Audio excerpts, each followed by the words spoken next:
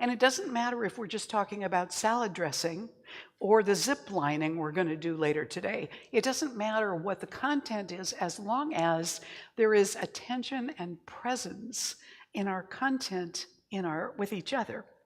So we celebrate because our celebrations express our gratitude. Our celebrations are part of that gratitude that invites more to celebrate. So when we bring those things together, we're saying to the universe, bring it on. Here I am. Delight me even more. Let's see if I can be even further delighted than I have been. And allowing ourselves to be available to that, to be willing to do that, and to be that. You know, I love this image of this little toddler. He's walking toward an adult whom I'm assuming is mom or an aunt or grandma or a caregiver or something. He's walking toward, I think it's a little boy. He's walking toward, and the position, the posture of that adult who's slightly bent over like this is like there is an energy of encouragement, like, okay, you can do it, come on, you're doing it, that's great, keep coming. That kind of energy that we do with little people to encourage them. And one of the things we see with little tiny people is they don't give up. Have you noticed that? How many of you are parents or grandparents? Yeah. And you may remember yourself being maybe spoken to rather sharply as a child for doing too much of something. Little kids don't give up. They're endlessly curious, and when they fix on something that they want, they will keep going for that and going for that. And, I can remember picking my son up when he was little and moving him away from the fireplace. There wasn't a fire in the fireplace, but I didn't want him to get the idea that messing with the chains and the screen and all that stuff was a good idea. So I picked him up and I took him away and I talked to him a little bit and walked around and I put him down. He went right back over there. They have a memory, they have an interest, they have a focus. And when they're focused, boy, nothing better get in their way. It takes some real work to dissuade them from something they've decided they're going to do. And I always think back to my niece at about age 2, climbing up and down the front steps of the house where her parents lived. They had 3 steps, cement steps, and she was so delighted she could climb those steps. And we were all outside. It was spring or summer. We were all outside. And she kept climbing up and down and up and down. And at one point, finally, she had just worn herself out. And so she was trying to climb back up, but she just couldn't do it because she was too tired. And she put her head down on the step and bawled because she wasn't done climbing up and down yet. That kind of willingness to keep going after something, that is a success. Every increment of it is a success. Even the moment she put her head down and cried. Every attempt has meaning. It's a success as an attempt, even if it doesn't take us exactly where we wanted to go yet, or if it takes us exactly in the wrong direction. I've got to find this one quote from this fellow. I love it. He says, it's important to celebrate your failures as much as your successes. His name is Sebastian Thrun. He's a German scientist. He said, if you celebrate your failures really well, and you get to the motto and say, wow, I failed. I tried. I was wrong. I learned something. Then you realize that you have no fear. And when your fear goes away, you can move the world. I love that. Ernest Holmes, our founder, wrote in this thing called life, we must learn to live by inspiration. That means we should let the spiritual depths of our being flow through our conversation and into our acts. Living by inspiration does not mean living chaotically. Our whole purpose is to make the intellect an instrument for the spirit, right? Bringing the mind and the spirit together once again. We must become, he says, artists in living. To live by inspiration means to sense the divine touch in everything, to enter into the spirit of things, to enter into the joy of living. So when we're in that, it's not so much about the end result all the time. It's about being in the process. And we can celebrate that with other people in innumerable ways. And when we do these celebrations, they give us and the other person a way of marking and anchoring that good, the moment of that good, whether it's a successful or unsuccessful attempt, or whether it's an increment moving in the direction we wanted to go. So we can write notes to people to celebrate little things that they've done. It could be grandkids, it could be children, it could be old friends, it could be other relatives. There are all sorts of ways that we can do that with other people. We can do prayer for them just when they occur to us. You know, you don't have to only pray for people when they're having a rough time. You can pray for people out of sheer delight. You can pray for your kids, your grandkids, your brothers and sisters, your parents, your friends, your other relatives, your neighbors, your coworkers, whomever it might be, just because they occurred to you. So that is a way of celebrating them in prayer. We can do little rituals together. We can do a ritual for spring, a ritual for the winter that's coming, recognizing and celebrating the earth and what's alive in it.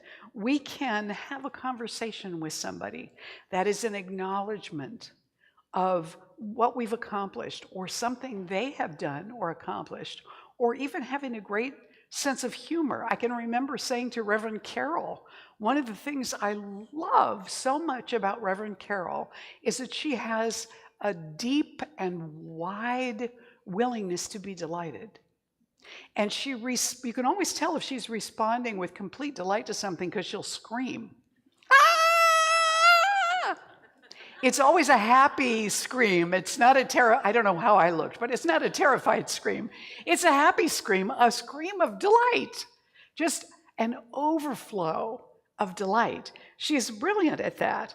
So we can celebrate in conversation with somebody, something that we notice that's wonderful about them.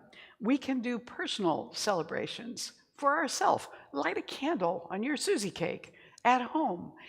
Pour yourself a glass of wine. Telephone a friend. Our personal celebrations can become important too. Even if it's just us and our dog, it can be a personal celebration. So we have all these ways that we can enter into the spirit of celebration without feeling like we have to have a big party or spend a bunch of money, just to take a moment to celebrate something, to acknowledge something. And all those things increase our happiness quotient. You know, I said, don't wait to be happy. Don't wait to compliment somebody until they've done something astounding. They have nice shoes, tell them that. People tell me I shouldn't compliment other people's shoes. I don't know why. I like the shoes. Why shouldn't I say so? So I do. If it's inappropriate and you don't like it, if I compliment your shoes, just take a breath and try to get it in the spirit it was meant. So all of these ways that we can celebrate help us to recognize that every attempt is an increment going in the right direction. And even if it's a failure, that increment can still be celebrated because it moves us closer to what it was that we wanted to discover. Now we know one way that doesn't work, that's all. So we have that opportunity to do more. This little guy is going to walk all the way over to this person, I just know it. We were just watching a little video yesterday that our son and daughter-in-law sent at Whatcom Adventures. They went to a thing that has a guide and everything, and they took little Barrett. Now, little Barrett was born in August, so he's not that much more than a year old, and he's walking with such confidence. He's even running a little bit, and I'm watching that going, my God, this little tiny person, he was only born a minute and a half ago. Here he is. He's totally confident. He knows what he wants. He's making his way in the world already. He doesn't talk yet. but he will. It's coming. It's coming. So I want to share a little story with you. Oh, there was one other thing I wanted to share too. As your faith is strengthened, this is from a man who is in the psychiatry department at Wayne State in Detroit. He said, as your faith is strengthened, you will find that there is no longer the need to have a sense of control, that things flow as they will, and that you will flow with them to your great delight and benefit. In other words, relax. Relax and let it be. And Milan Kundera, who's a Czech writer who has been living in exile in France since 1975, this is the person that wrote The Unbearable Lightness of Being, said this, and I think this is wonderful. Mysticism and exaggeration go together. A mystic must not fear ridicule if he is to push all the way to the limits of humility or the limits of delight. But don't be afraid to be odd. And, maybe we already are. I suspect that those of us that come into an unusual spiritual community like this one, maybe we are a little odd. And maybe that's a hope for the world, that we odd ones are here, that we exist, that we're coming together and focusing our attention on greater celebration. So I want to read this little story to you, and I thought it would be appropriate to put up one photograph that kind of supports this. This is an international airport waiting area. Somewhere out there in the world, this is from Robert Fulghum, somewhere out there in the world is a woman who, if she reads the letter that follows, will sing out, "Hey, that's me, that's my story." This letter is written out of gratitude from me and all those who have heard her story from me. Out of one person's moment of comic despair has come perspective for us all. Dear fellow pilgrim, there you were, Hong Kong airport, end of the summer of 1984, tensely exchanged jeans and a t-shirt for sarong and sandals. Sensible short hair had given way to hair long and loose. The backpack beside you bore the scars and dirt of some hard traveling, and it bulged with mysterious souvenirs of seeing the world. Lucky kid, I thought. When the tears began to drip from your chin, I imagined some lost love or the sorrow of giving up adventure for college classes. But when you began to sob, you drew me into your sadness. Guess you had been very alone and very brave for some time. A good cry was in order, and weep you did. All over me, a monsoon of grievous angst. My handkerchief, your handkerchief, and most of a box of Kleenex and both your sleeves were needed to dry up the flood before you finally got it out.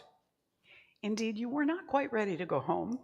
You wanted to go further on, but you had run out of money, and your friends had run out of money, and so here you were, having spent 2 days waiting in the airport standby with little to eat and too much pride to beg, and your plane was about to go, and you had lost your ticket. You cried all over me again. You had been sitting in this one spot for 3 hours, sinking into the cold sea of despair like a torpedoed freighter. At moments, you thought you would sit there until you died. After we dried you off, I and a nice older couple from Chicago, who were also swept away in the tide of your tears, offered to take you to lunch and to talk to the powers that be at the airlines about some remedy. You stood up to go with us, turned around to pick up your belongings, and screamed. I thought you'd been shot. But no, it was your ticket. You found your ticket. You had been sitting on it for 3 hours.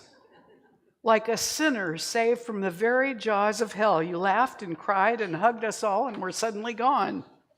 off to catch a plane for home, and what next? Leaving most of the passenger lounge deliriously limp from being part of your drama. I've told the story countless times. She was sitting on her own ticket. I conclude, and the listeners always laugh in painful self-recognition.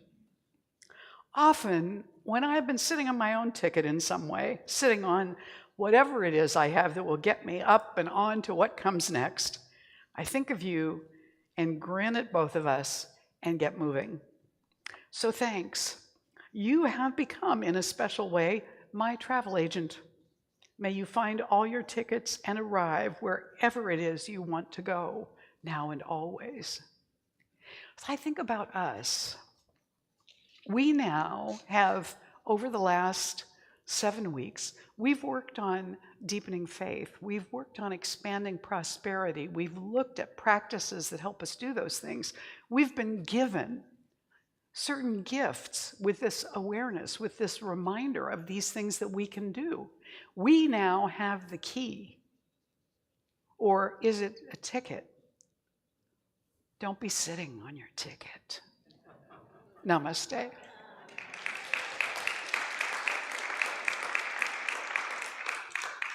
So let's anchor this within now. I invite you to turn within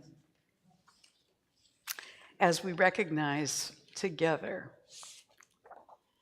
there is one infinite presence, and everything and everyone is a part of it. It's right here in its fullness in this space, not some far away spot, some distance from us. The divine presence, the ancestors, all of the sacred ones who have ever lived and know exactly how to live in this moment, all of them, the presence, the essence, the energy, the knowing, it's all right here in this space. It's all available to us as we open to claim it. So we do that now. We open in mind, in heart, in consciousness, and we claim for ourselves that which has been ours from the beginning. The wholeness, the joy of living, the happiness, the understanding of what matters is all present in us and around us, and it is sparking us right now to step forward into that bright, beautiful unknown without fear, but with enthusiasm, with availability, with curiosity, with persistence. We bless this knowing that we collectively are holding, knowing that this knowing empowers us individually in our lives throughout this week, throughout this season, to remember these deep truths of living that have been known since forever and are known in us, and to act upon them in joyful, easy, loving ways right now without hesitation, with love and gratitude and peace. So we let this prayer go into the creative law, which knows exactly how to bring that into form and being and experience. We let it go into the heart of God, where it's always been the truth of who we are. We let it go to let it be right now and to flow with it. And together we say, and so it is. Please stand and join me now for the morning affirmation. Thank you, Coco. That is his affirmation. And to say that in English, we say, I see now that my wins far outstrip my losses. I'm amazed and thankful for this increase in abundance and awareness. My consciousness has indeed been raised, and so it is. You may be seated. Oops, wrong way. I'd like to invite the ushers to come forward now. This is our sacred offering time.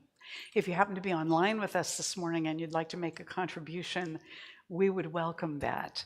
And we want to bless your gifts and all the gifts that Golden Gate has received this past week, including the blessing of ourselves.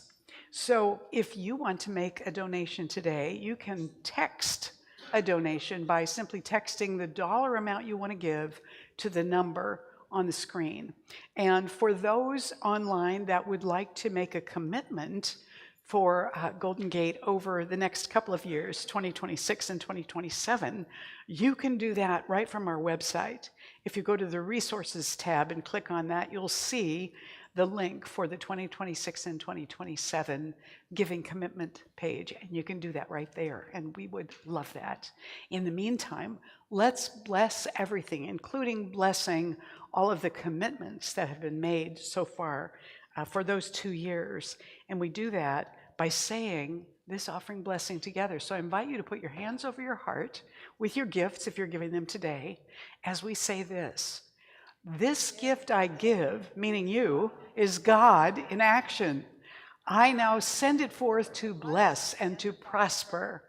I know that everywhere it goes, it is creating a world living in love, one heart and one thought at a time.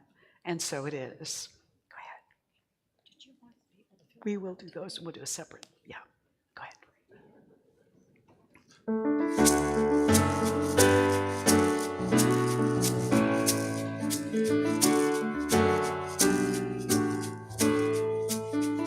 Familiar highways lined with leaves turned brown, making my way back to my hometown. Funny how this all looks different, but it feels the same. Like how life never stops changing, but some things never change. So fill your plate and fill your drink and fill this house with family, the kind of love that all these years can't wash away. 'Cause the older that I get, I see that life is short and bittersweet. Thank God for this Thanksgiving Day. Yeah.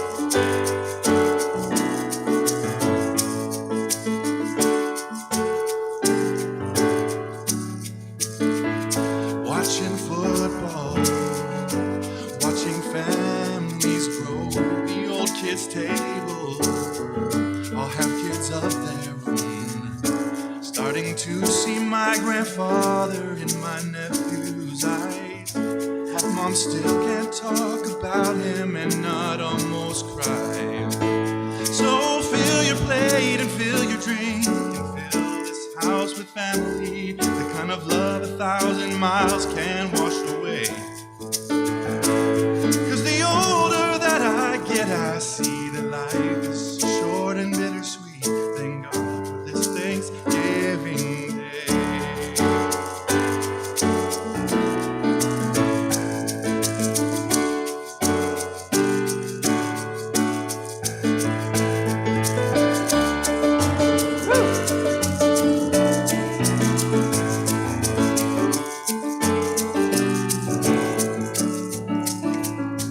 So fill your plate and fill your drink, put your dishes in the kitchen sink, and let the leftover year just wash away. 'Cause we made it through, I do believe, the longest year in history. Thank God it's Thanksgiving Day.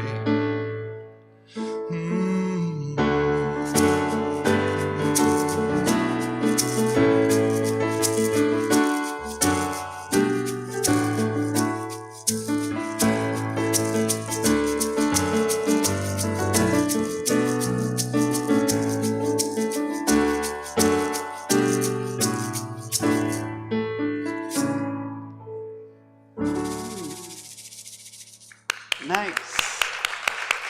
Very nice.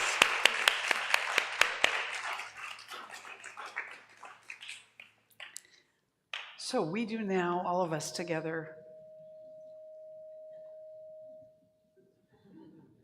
on behalf of Golden Gate Center for Spiritual Living, accept this offering with gratitude, and we send it out into the world to cultivate and seed more celebration, so it can go out there very sneakily. Every dollar of this that goes somewhere, let's imagine that wherever it goes, it celebrates a little bit more happiness and celebration. It seeds that for everybody who receives any bit of this, and they never know where it came from. And so it is. And so Now, those of you who have been around Golden Gate for a while, every year at this time, we receive back in the mail a card that we did for ourselves last year. And the purpose of the card was to declare something, or maybe more than one thing, that we want to be grateful for next year at this time. So some of you will have received those back in the mail already. And today, we get to do the one for 2026. So you received a card and an envelope when you came in this morning with your program, with your bulletin. And what I want you to do is to take the envelope and address it to yourself. Don't worry about the stamp. We're going to collect all of these. So you're going to address it to yourself. Don't seal it because there's nothing in there yet. On the card, write down something that you would really, no kidding, like to be grateful for at this time next year. This will be something that you are aiming at. You're inviting it in, not just at this moment, but I invite you to keep it in your mind and heart as you move through this year, making your choices. Write it down, put that in the envelope. There's a place for you to sign it at the bottom. This is just for you, we'll never see it. Put it in the envelope, seal it, make sure it's addressed to you, and then we're going to collect them. So who needs a pen? If you need a pen, raise your hand. Amanda's coming around with the pens. And otherwise, go ahead and address your envelope and fill out your card. Pen? Oh, do you need cards too? Okay. If you need a card, who needs a card? Who needs a thank you for next year card? Okay, Steve and Louise, and David and Susan need cards. Yeah. David and Susan right here need cards.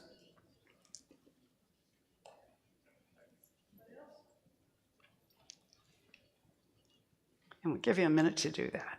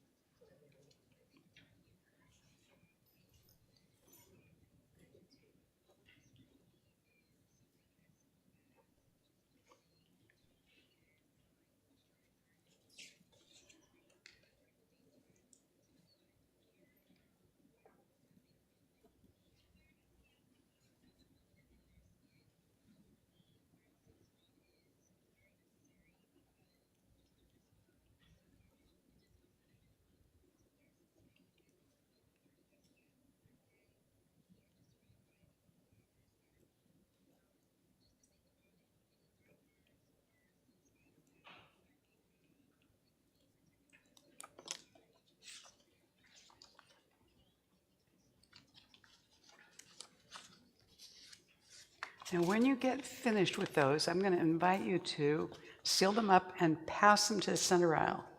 Oh, you don't have to lick these, I guess? Just pull a little dealy bob off.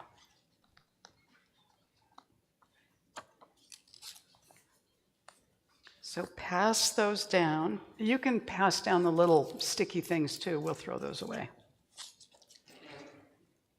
And we're going to collect those because they're going to go back to the office.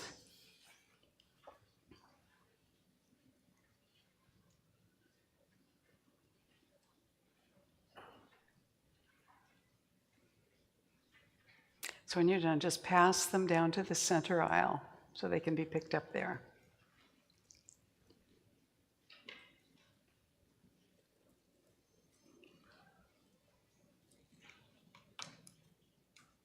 And we bless all these good things. Paula, let me give you mine too. Paula, I'll give you mine too. There we go. All right. Yeah, take that too. We'll go ahead and throw those away. Just put them all in the thing. Oh, well, never mind. That's good. And while they're doing that, If you're with us for the first time, I just want to bring your attention to the table back behind this section. That is our welcome table. Feel free to pick up any of the handouts back there, and be sure you get a welcome packet, because that has inside of it a blue welcome card. I invite you to fill that out and give it to Galen, who's waving them around back there. She's going to give you a little book as our thank you to you for being here today, which is also your invitation to come back. So enjoy the book, and every time you look at it, remember that you're invited to be here with us, and we look forward to having you here. Also, let's take a moment to appreciate the service that's being given this morning in so many ways, on so many levels, and everything that was set up, Justin, and our lunch. And we thank everybody that's been involved in that. Very grateful for it all. Okay, now I want to remind you that Thanksgiving Day, Jet and Tinman Walker are doing a Thanksgiving spread for 20 to 25 people from the congregation who would like to do that. And we have a sign-up sheet at the table back here. If you'd like to go, make sure that you sign up back there so Jet has some idea how many of you are coming. She's providing the meal. This is not a potluck. However, she could use about 4 pies. Because her daughter, who is the pie maker extraordinaire, is actually working that day. So if you're going to bring a pie, put a note on there. Otherwise, please do sign up. Remember that it requires carpooling, because there's very little parking up at the house. And talk to Jet. She's right here in the front. Stand up for a second, Jet. Talk to Jet if you want to find out about rides. Also, the memorial for Annie Burbach Walker is on Saturday this week at Gary Walker's home down in Los Osos, and it's at 2:00 p.m. That is the address. If you would like to send flowers or cards or anything like that, or if you would like to attend, the address is there. Please do, if you plan to attend, RSVP to Annie's daughter, Carolyn. Her email address is right there. Our next opportunity to serve at the food bank is coming up on December 9th. If you'd like to be part of that team, be sure and let Ellen Nicosia know that by the 2nd of December. And all of Ellen's contact information is up here on the screen, so you could take a picture of it if you need to. Make sure and let her know. She is here this morning, but I think she's in the kitchen.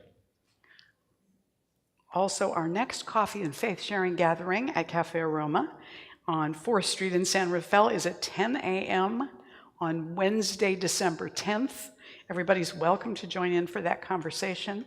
And I said earlier that I wanted to say something about other ways that we're looking to bring additional funds in. One of the things that will help us to do that and also to spread the word is by doing more with our YouTube channel. We now have, you might have noticed it's gone up, we now have 205 subscribers, and we are aiming for 500 subscribers, which just gets us in the door. It just allows us to apply for ad revenue sharing. But we have to have 1,000, I know, we have to have 1,000 subscribers in order to actually get that. So we have a long way to go. And Tinman Walker, who's desperately wanting me to call on him, hang on, Tinman, is open to and wants to and is inviting help to be able to do this, to create and title the thumbnails for the videos, to respond to comments that people make on our videos, and to do video editing. We're going to do small affirmations recorded by our practitioners. We're going to do just pull out the Sunday talk and make those a separate thing on YouTube. So we're going to be doing stuff. And Tinman, what do you want me to remind everybody? I just, this morning, he texted Randy over there, a video that I needed at the desk. So I'm starting to do that. Starting the process, okay. Counting on our subscribers going up in In a big way, yeah. So anything you can do to help in these areas, there's a sign-up sheet back here at the activity table to assist with that. You can also talk to Tinman. You can talk to Randy about it too. He might have thoughts on this as well, since he's supporting Tinman in this process. So we encourage everybody to get involved in that. That will bring us passive income, and people will find out more about us and see more of our message, and what could be better than that? Practitioners, would you please surround the room? Our practitioners are always available for personal appointments. You can talk to any of them if you're interested in having a personal prayer counseling appointment with them. That's what they're trained to do. But they offer it, the ones who are scheduled at the table are offering it for free for you, a mini version, a prayer, on Sunday morning. And so stop over at the prayer table if you would like that support. You can also pick up a list of practitioners over there at the table. So let's turn within and just know that all of us in consciousness, all around you, are creating this boundary of love and prayer. We here now know that the one infinite presence never loses its focus or consciousness, never is tired, never is overwhelmed, never is too busy to notice what's going on in our own lives, because this presence is living as us, through us all, experiencing our life with us. And we know that this one, this beingness, this wholeness is unlimited. So what we need to know and do and discover and move forward toward is unfolding for us within us now. And we surrender to that greater good with joy and enthusiasm to welcome it into our lives more and more, right here, right now. And so it is. Please stand and join us for the closing blessing and song. So we say together, I now walk, so that whoever walks beside me dwells in the presence of God. And whoever places a hand in mine is lifted. And whoever thinks of me is illumined with God consciousness. For spirit and all people and I are one eternally. And so it is. This is an Eddie Watkins Jr. song.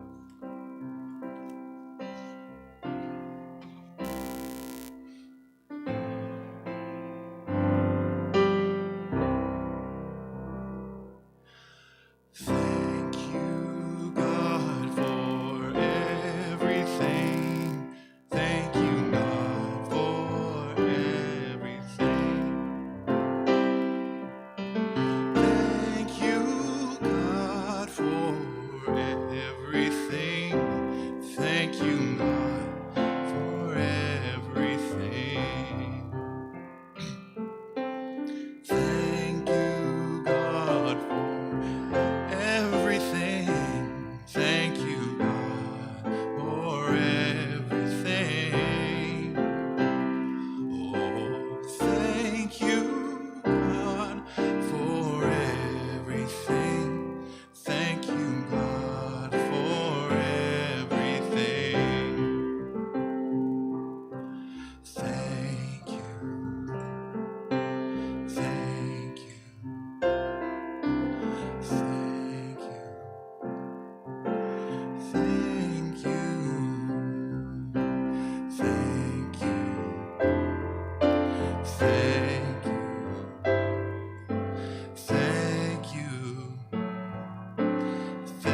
you. Thank you. Thank you. Thank you. Thank you. Thank you, God, for everything. Thank you, God.